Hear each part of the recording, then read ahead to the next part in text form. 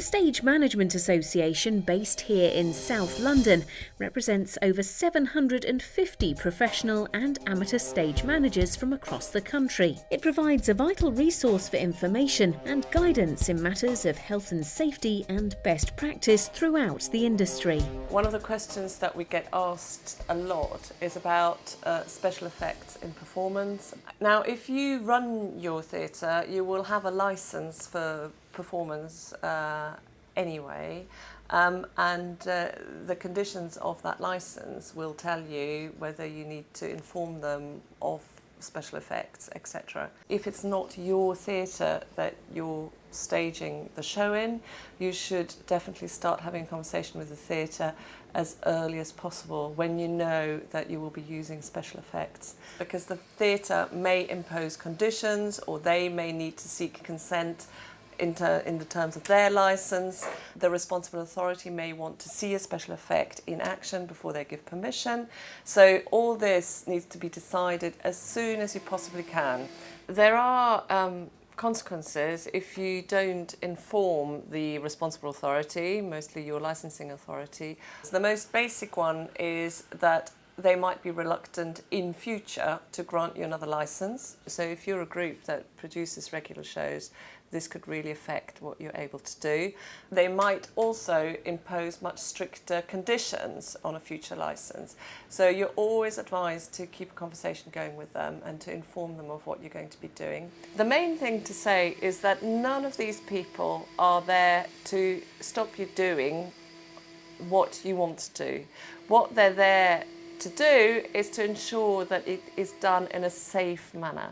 The whole point of entertainment licenses is to make sure that the risks to the public are controlled and limited, if not eliminated completely. The first thing is smoke. Now, we colloquially call it smoke, but in fact smoke is a result of combustion and isn't actually what we use in theatre. Now, most of the time you will be hiring or buying a fog or haze generating machine. You'd be well advised to do so from a reputable manufacturer. There are many of them spread around the country.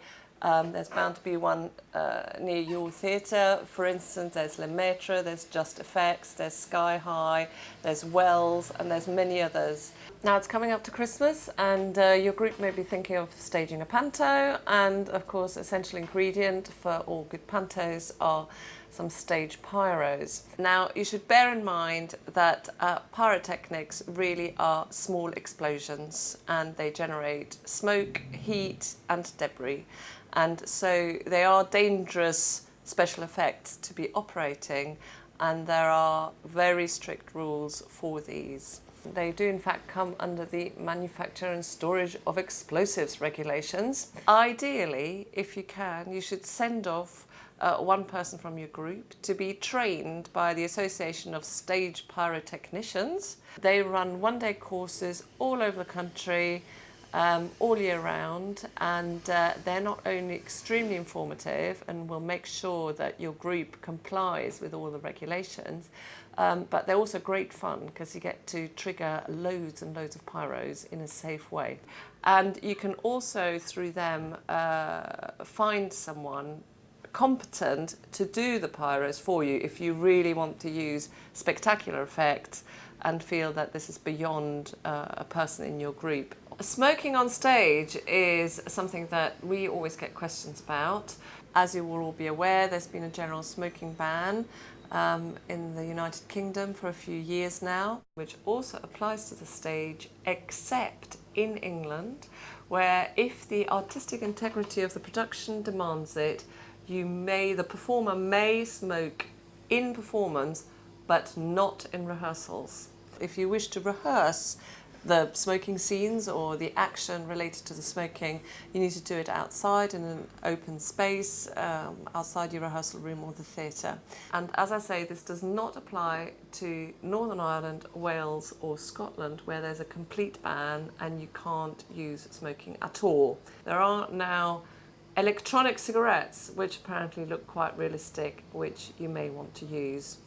Smoking is, of course, involves live flame, and so therefore you need to take the precautions on stage. You should light cigarettes with a lighter rather than matches, preferably, because a lighter will extinguish immediately after lighting the cigarette. You should have ashtrays with sand or water or KY jelly on stage, so that the cigarette can be extinguished properly. I hope you found some of this information useful. There are a number of organisations in theatre who publish resources on these subjects, and we're one of them. The other organisation that you should think about joining, and certainly look to their publications, is the Association of British Theatre Technicians. They publish an industry-approved code of practice with lots of individual publications on pyrotechnics, use of firearms, etc. And the document that you will find most useful to draw on is their model technical rider and guide, which is available to members or non-members. A colleague of mine is fond of saying that a stage weight falling from the grid does not distinguish between the amateur and the professional on whom it falls, and so therefore a lot of the resources that we publish are as applicable to what you do as they are to any large West End production.